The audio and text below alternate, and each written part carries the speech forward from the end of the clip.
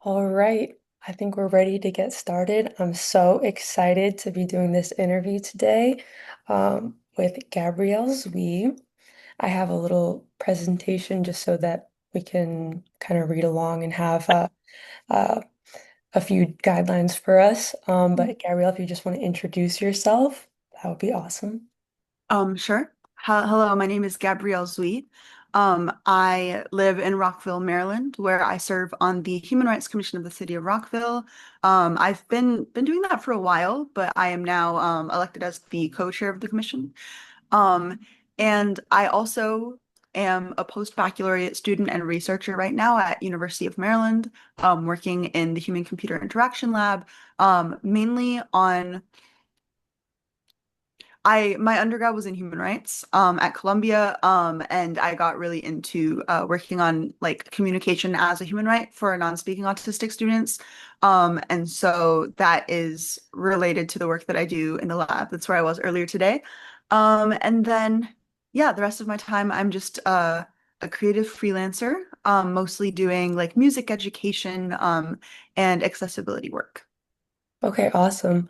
And just because Gabrielle is just extremely qualified in a lot of different topics relating to disability, we might be skipping around a little bit on this presentation, just because I know we won't be able to cover everything, but we're just going to try our best to try and get to UDL and how you are going to be implementing that for your own company as well as for the work you do freelancing and the work you do for uh, as Human Rights Commissioner Mhm. and or the co-chair. And so just UDL, and then we're going to be talking about comparison of uh, Autism Speaks and the Doug Flutie Foundation, which I know you're Oh, very sure, involved yeah. in both, and I was like, I don't know how you're gonna end that sentence. Yeah. yeah, you're experienced with the Doug Flutie Foundation, and Mhm. you'll be able to tell us some about that, which will be awesome. And then just some miscellaneous questions from like anything else that you really want to cover or that you think would be good to share with the Sure. disability community at UMD. Since I don't think you've done talks on disability like Yeah, I across the spoke country, yeah? well I at UMD co-organized and spoke at the inaugural disability wait, I forgot the full title after they made us change it. But basically the disability community graduation celebration, which was Yeah. sponsored by UMD's Disability Cultural Center, which I think started a couple of years ago. Dr. Acevedo runs it, but yeah. Yeah, Um, so yeah, you've given talks on disability many times over. yeah. So, I mean, you can feel free to diverge off if you just think something would be good to share. This will be peer reviewed and went over by Here. by the different people in my class, and then Oh, okay. So it'll this also be is reviewed not being by. posted publicly, but it's also not just for your professor, it's for the whole class. Yeah, I mean, if you would Okay, like that's to, we fine. can Yeah. absolutely post this publicly, but We'll it's see at the end of the um. interview, yeah. Yeah, and just for context, for any viewers, Gabrielle and I are good friends, so I do have an idea of some different topics that um, they're very informed on that it would be awesome if they were able to speak on. And so there's some things that I already know, and then some things that I'm going to get the opportunity to really delve into during this interview. Um, so here I just screenshotted from their website that they were recently also a panelist Hmm. for what was it? Do you X Minds. The full name of the organization is the Partnership for Extraordinary Minds. And they are, I guess, mainly a group of MCPS, Montgomery County Public School parents and caregivers and advocates and teachers who are working to make MCPS like better for autistic students. And so this panel was of I don't think we all ended up being autistic MCPS graduates, which was their initial idea for this panel, but we are all autistic self-advocates who um, did something in the as students before and then are now also in some capacity like working with students. Yeah. Yeah. And I just wanted to add in there, we just did an assignment for this class that was a discussion um, uh, where we were watching two different videos. One of them was a video of like a little boy that could identify like the type of wind chime Mhm. um, just by like very quick sounds. I'm not sure if you've like seen any like videos like that. It's Not like that 10, one 10-ish specifically. minutes long, but just a boy that like, arguably has like savant syndrome for wind chimes, special interest in wind chimes. And we we were able to choose which video to compare with this really like funny video of an autistic person that has a service dog just going over the different things that they hear all the time as an autistic person with a service dog. And I thought that the contrast was just like something that you might enjoy. So if we have time later, I think that um, that might be something that uh, Sure. sparks some topics relating to being an autistic advocate. And I know you have the hashtag in your Instagram bio, really autistic. Would you Um, mind, or was it is I not have that. I might have the hashtag actually autistic, but actually I don't autistic? think that's in my bio. I Okay, actually have no idea where my phone is right now. That might be the okay, ADHD coming in. yeah. But wait, let me check because okay. Yeah, big Ins- topic that we're going to be talking about is basically Um, uh, this whole so controversy that around, hashtag isn't in my Instagram bio, but hashtag actually autistic educator is in my LinkedIn tag, yeah, maybe my that's one to LinkedIn check. like subline or whatever it's called. Um, yeah. So, the hashtag actually autistic, was mainly like a movement for people to listen to the voices of self-advocates, on certain matters regarding autism, because it's not just someone who's part of the autism community or an autism mom, but it's someone who's actually autistic. Yeah, And so as an educator, and we might get to this more, I don't know, but as an educator, of I guess around half of the students in the different programs where I teach have IDDs, intellectual developmental disabilities, and or autism. Um, I think that like having access to teachers and therapists and I don't know, people on TV and in movies and stuff like that who have gone through the same things you've gone through. Whether it comes down even to the specifics of like the 504 and like IEP processes and stuff in school, or just like the more emotional side of different like life experiences or just the diagnosis itself.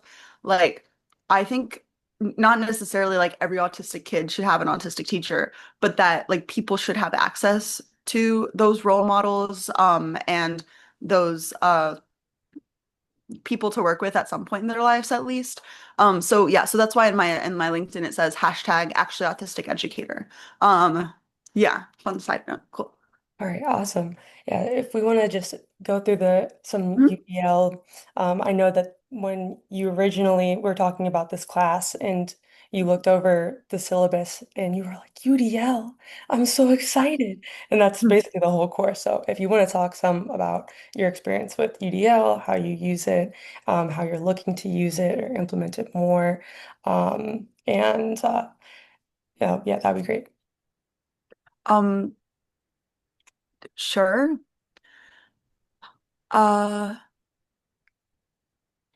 I guess I'll like think of one example of work that I do and how it applies there. Yeah, or like I'm interested in like um how you've noticed it like with your experience with the Rockville city government as well. If there's any programs that you want to talk about. I'm not sure if I've ever asked you that before, but yeah. Yeah, so I'm not sure exactly how relevant UDL is in my work on the Rockville Human Rights Commission. I guess just in terms of like accessibility. The city of Rockville is getting better and better on listening to the I mean the already like quite great, but like it just when it comes down to for example individual events like the annual Hometown Holidays Festival, we on the Human Rights Commission were a very small part of the push to move that event back to Rockville Town Square this year, which it was moved out for several reasons that are like entirely unrelated to this. But yeah, mainly because 2 years ago at the event, or last year at the event, there were several people who came who were using wheelchairs and other mobility devices. And the location of that event was like just this like super grassy park with very uneven ground and stuff. And so they weren't really able to access the stage and go to a lot of the areas they wanted to go for the different aspects of this festival. I think it's a 2-day festival. But yeah, and so then by making it in the town center, which again, like the reason they weren't able to at first, for those 2 years, was about some construction going on, if I remember correctly. But it was just that the choice of where they moved to just wasn't the best. But moving it back to the town center, is great for, first of all, these residents of Rockville who are using wheelchairs and other mobility devices. But then when you think of like the curb cut effect, I guess it's also great for someone pushing a stroller or the people who are at these tables like selling their art or handing out political merch or whatever it is for their campaigns, and you know who have to have like in that picture the guy holding uh the dolly, I guess, with a bunch of boxes on it. Um, so like people have to move stuff around like that. Um, Biking to it. The other, I guess the park was pretty bikeable too.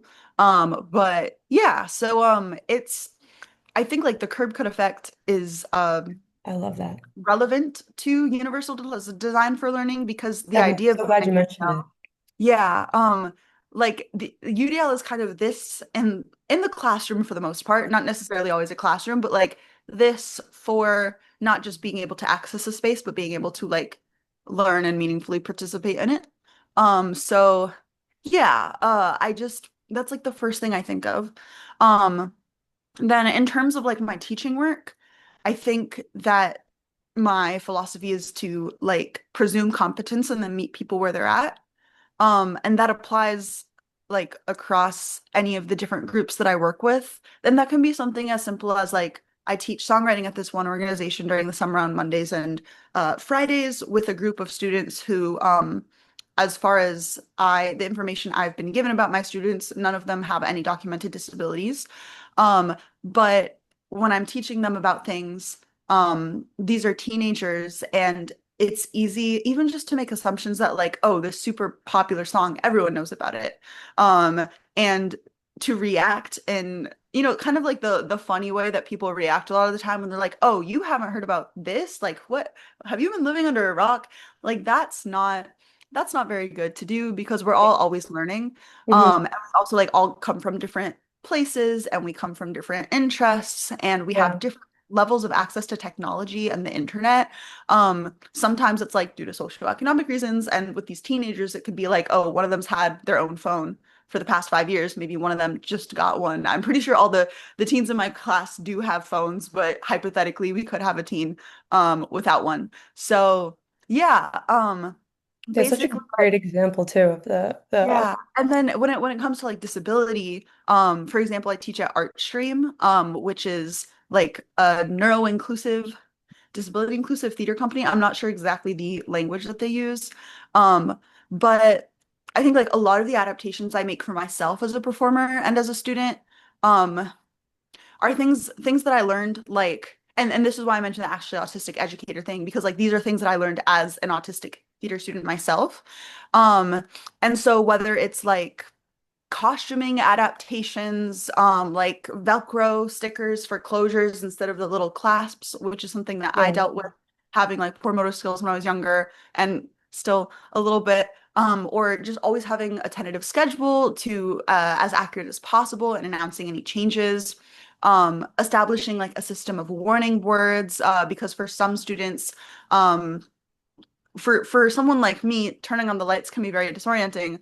But then I've like also had students who have epilepsy, and a change to the lighting very quickly can be beyond disorienting. It can be very dangerous. Um, and I don't know, like adopting choreography for people who need to stay seated in their chairs, or like people who are using walkers, or people who just have proprioceptive differences and like aren't necessarily, and this also applies to me too, like not able to do a lot of like the types of movements that I guess like classic choreography would often involve. Or printing lyrics in like larger and dyslexia friendly fonts. And then like I guess I don't know, the fun part is like selecting material that really highlights the students' interests and skill sets. A lot of the students in my art stream classes have like very specific special interests in specific Disney musicals. And the last class that I taught, we really got to like dive into the favorite songs of a lot of the students. Well, each student got one day a turn of and some of them had a shared day, but we have like a long class of like their song being like the song that we're all learning together, which was really nice. And yeah, anyway, so Yeah. that's I guess Um, UDL in the classroom that I do. Yeah. I don't know. It was something that you said, I think, just about, how we're always learning that made me think of this. Mm. One of the assignments for this class that I recently did, and I mentioned it earlier too, j- I was wondering, because I know that the language around autism is kind of still evolving. Everything's like ever evolving. Yeah. And when I used savant syndrome, I was thinking about it afterwards. Mhm. Um, and part of my discussion response in regards to the little boy with autism who was like exceptionally great at identifying different wind chimes. Mhm. Part of what I wrote was about how those um, depictions of only people with like a savant syndrome for like autistic representation Yeah. gives like a very warped perception of what autism looks like. And I'm wondering what your like opinion is on even using like the term savant syndrome. Feels weird because like you're an Yeah, I incredibly tend to smart steer person away that like, from you know, I tend to not use that term savant syndrome, yeah. unless it's like I've been told like this person has this. Like sometimes it's part of, I don't Yeah. know, like introduction of someone who's on America's Got Talent for a really special skill that they Yeah, have. yeah. It's Um, weird. I haven't really thought about it yeah, until this assignment I because think that I like never really see that stuff. But if you saw the yeah, video, you would understand like it was very much painted in the way I believe that like they were doing some kind of it was a very like little boy and the parents were speaking very with the language that autism speaks uses of yeah. you don't know anything about Oh, this yeah, ASD, a really you don't know anything about autism, we want to figure out how to treat it, and mhm. it was um so strange. like a really big part of that, I think, I mean, savant syndrome, like it has syndrome in the name. And that Yeah. kind of feels like pathologizing when it doesn't Yeah, necessarily yeah, have to be in order yeah, to convey information that yeah. like I don't, a lot of the time, especially it's kind of funny because some of those same people will like be really like picky about like trying not to say someone's actual diagnosis. Like they'll use Yeah. every euphemism in the world, but then because savant syndrome is like such a cool, good thing, and Yeah. it's like, oh, like this is the thing It's that just actually makes it okay, then they're because fine to say that. But because it's I like, mean, if you'd like to speak some on your brother as well, because I know we haven't talked about him. sure, yeah. Like I think that So you and your brother are such interesting examples of why I feel like savant syndrome is just kind of obsolete because you and your brother yeah. both are very So can smart you and go have back to different the page you were strengths. just on? Sorry, keep going. Oh, Or you're good. Yeah. start over. What you have shared right now is your canvas. Oh yeah, I was going to actually pull up the discussion. Okay. Um, But can you pull up the oh, that looks so familiar. I think I have a book that that illustration might have come from. The maybe. illustration on the first page of the class. Yeah, I But wanted to pull up my um, I the wanted to pull up. I just thought this was funny. Like, Yes. Yeah. yeah, Yeah. yeah, Um, I think that, yeah. Okay, wait, but can you go back to the page yeah. with Oh, the spectrum? I think it might have been the one next to oh yeah, that. yeah, yeah. Okay, so to answer your question, um, my brother and I are both diagnosed with autism spectrum disorder. My brother was diagnosed at 2 years old. I was officially diagnosed at 20 years old, though I found out when I was 16 from my psychiatrist. Um, and basically, that was the first time that instead of going to a pediatrician for my ADHD meds and other stuff, I like started going to an actual like psych doctor. And it was just kind of an immediate identification and it made sense and then things were explained and whatever. But she kind of convinced my parents, like, don't get a diagnosis because you've gotten this far without one, like doing well enough in school and everything, and like it'll just be limiting. Like it will add like unnecessary stigma. And if she like ever wants to immigrate to Australia, I don't know, like there's all these little things that people say. And this Yeah. was 2016. And so like a lot has changed in the past 9 years about public perception of autism. And also, this is when like the DSM-5 was still relatively new. So I believe the understanding was that if I had been diagnosed pre-DSM-5, I would have been diagnosed with, and I don't like to usually use this term anymore, but Asperger's syndrome. So yeah, so my brother was just a very, very classical presentation of autism from a young age, That's a entirely great word for it, like non-speaking. Classical, yeah. classical Um, representation. Yeah. he was classified as having severe profound autism at that time. And yeah, like I had many signs of autism, but first of all, there's the gender disparity in diagnosis. And then also like my dad is autistic and he didn't really learn that until later on. And so like a lot of things were kind of like normalized as behaviors and stuff, and also like having him be like an immigrant, it's there's this whole like other conversation I think we might have had or we could have about like the immigrant experience versus the autistic experience, and how like some things like social related things and like language use and things like that are sometimes like people assume like, oh, that's because you're an immigrant, but then it's actually autism or both. But Yeah. anyway, I was uh just thinking that when you were talking about like different um like applications of UDL, and when we were talking about just the like the curb reason cut someone might effect not, and yeah, benefiting everyone, because I was thinking about how you were saying about like, oh, you don't know that, like that type of like othering yeah. language, and how even though I was born here and English is my first language. I mostly grew up with my mom, Mhm. who English is not her first language. And she has a thick accent. I didn't realize until later on. And there were a lot of just little tiny words and phrases that I would get wrong or that like I wouldn't know. And oh my goodness, so many people just like would really harp on that, like studying for the SATs and stuff of just like, there's no way you don't know that word. Or like, there's no way that you thought that like Yeah. this meant For this. me, it was like I knew a lot of written words, but not how they were pronounced. And part of that was just because like I was like I had hyperlexia, like my brother, um, and I just read much beyond like the speaking interaction that I generally had. But also because my dad like also learned English through reading before coming here. And a lot of the time while here, because he did come here for a PhD program, and so like he learned English. I guess like he got his English immersion in a very academic setting. But yeah, just like the certain words I would use, some of them are like, oh, like that sounds like an SAT word or something. Hmm. Also just like mispronouncing words, either because I learned them from reading or I learned them from my dad mispronouncing them. But okay, so back to the question you had, which was about the savant syndrome stuff and this. So yeah, so my brother and I, have I wasn't fully identified for the reasons that we were talking about, and also because like my presentation was While similar to my brothers in some ways and exactly the opposite to my brothers in some ways, it just wasn't as like drastic and wasn't as obvious. And then of course, when I was in early elementary school, the thing that was like so obvious, probably because it's the thing that affected other people around me the most, was ADHD. And so I got diagnosed with ADHD very early on, which I am thankful for.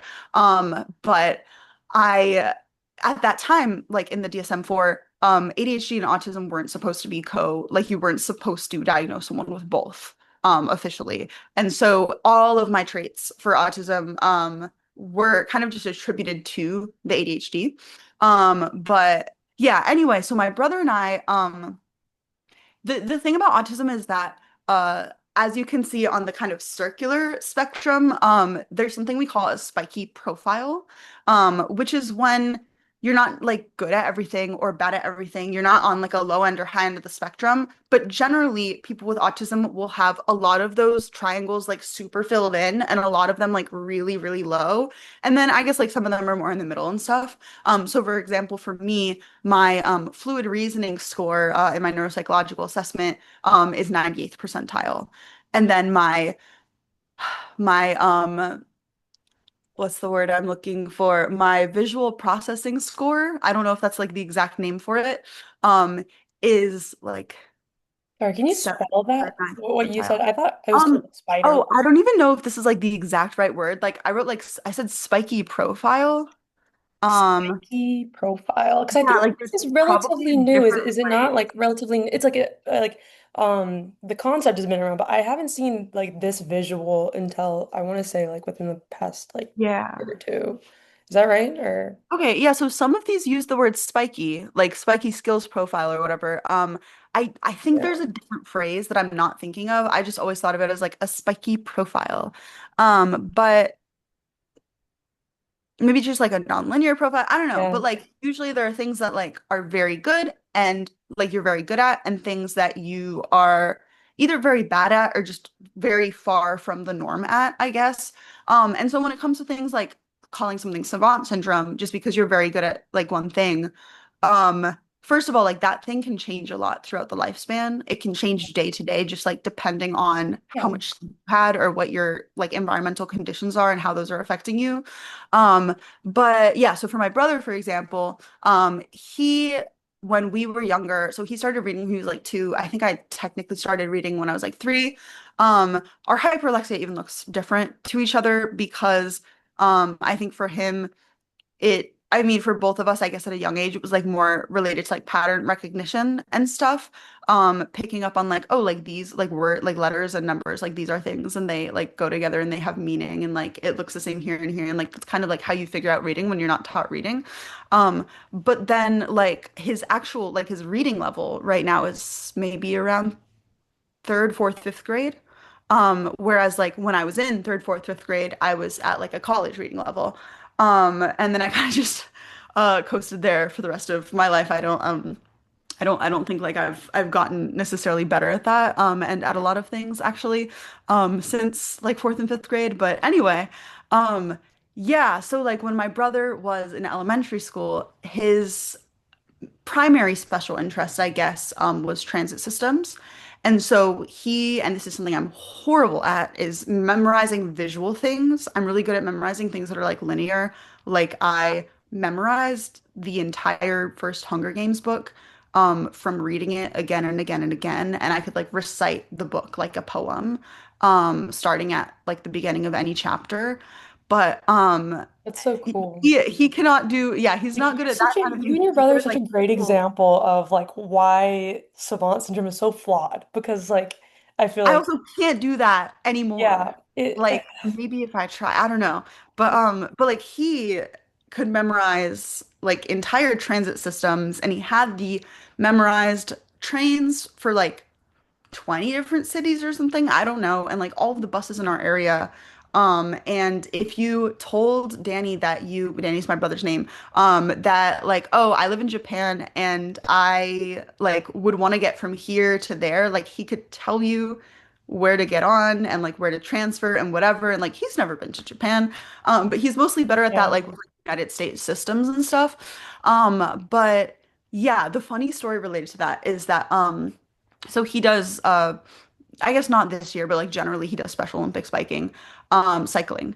And he uh he was once at around 8 years old, he was with one of his one-to-one, I guess, babysitters at that time you could call it because he was still like a child. Um and they were biking and he started getting very fast I'm because sorry. he's Sorry, this is just something that I think because I don't remember, and I'm assuming that a lot of people would like clarity. So currently, what is the word for is it caretaker or is it not caretaker? It's if Oh, for sure. Danny. How So old is Danny? usually the word caregiver is preferred to caretaker because generally the word caretaker has a history in being like for property, like a caretaker of Mhm. land or horses. Whereas a caregiver has an association like specifically with like human person-centric Yeah, care, I guess. and So um, caregiver is like an encompassing word that can include parents and like babysitters and all sorts of people. But specifically, DSP, direct support professional, is usually like the uh, I don't know, the word. And then for Danny specifically right now, I think like the his DSP or not DSPs, his caregivers right now are referred to as personal support staff. Yeah, personal support staff. okay. And those are like one-to-one people who are with him through Maryland's like self-directed services program, which is incredible compared to most states and what they have available. Maryland self-directed services. Yeah, going through We some have stuff, a but like less than 5 minute warning, by the way, until we're probably okay, let's cool. take a break. So, okay, so to the story, I think that might be a good place to end this part of the call, I guess. So my brother and his caregiver were babysitter were biking around in our old neighborhood. Um, and my brother got really fast, and the babysitter like kind of got way too far behind, and my brother biked to the bus stop that's around a mile away from our house at that time, got on the bus, had his little like Velcro Orioles wallet in his pocket. Um, and he got on the bus, got to I think that would have been the Twinbrook or Grosvenor Metro station. I forgot which one it was. Um, Used his little Metro card in his wallet to get onto the Metro, got to the MARC train, went to BWI, and then only at BWI was he finally like noticed by police officers of like, hey, why is this like chubby little non-speaking child here alone? And finally like our parents were contacted. And we found out later that he wanted to attend the Nickelodeon Kids' Choice Awards. Aw. And so he was like, "Oh, I'm gonna go. Like, I don't want to go alone. Like, I'm gonna go and like to the like I'm gonna go to the airport and I'm gonna get on a plane. I don't know how he did not get on a plane. He did not have a plane ticket. I think if he got that far, like I would understand like how he would believe that he could get further. And something that this came up recently was like a conversation with someone about this where like there was like he really liked Full House, and there was an episode of Full House where like two of the main characters, and this of course was pre 9/11, like they just walked onto a plane like that they were not like they did not have tickets for and like ended up in Austria or no, in Auckland, New Zealand because they thought they were going to Oakland, but it was Auckland. Um, and so I don't know if like that episode was in his mind of like, oh, like I could do that too, or if maybe he did have some sort of understanding of how like post 9/11 TSA works and stuff. But yeah, I don't it didn't it did once he got to the airport, that's where the thankfully in the Orioles wallet had this like card of like I'm lost, here's who you call, which probably was like a part of why he like had it with him or like why he would have been encouraged at that time to like keep his stuff on him in the first 30 seconds. place. I'll need to do a closing before we transition. Okay, yeah. But anyway, the point is, yeah, so like that was all in his head. Like no phone, no printed maps or anything. He just like knew. So yeah. Okay, we will pick back up, but go ahead. Yeah. I just wanted to say for anyone watching that even though me and Gabrielle are very close friends, work together a lot, I don't know these stories. They Nice. have so much to say and so much, even though we talk about this all the time, there's so much that we still, I mean, this is like The studies of like disabilities, I feel like are like changing all the time. And like they're changing with like both your voice, like my voice, as like contributing factors in like in these changes, which is really cool. And I also just wanted to say that uh, on the topic of the savants and everything, why I brought that up is that Gabrielle has very many talents similar to the Hunger Games, very good at music, very musically talented. Their brother um, can guess your birthday just by Yeah, there's a formula for that. But it is very common amongst yeah autistic people for yeah. some reason like, to learn that. But yeah, We'll it's like if finish you up the say interesting when your convo birthday about was, savant then they'll syndrome. say what day of the week it is. Yeah. Yeah, so we'll be picking up with probably the second half, I would say, of just covering these topics in a few. All right.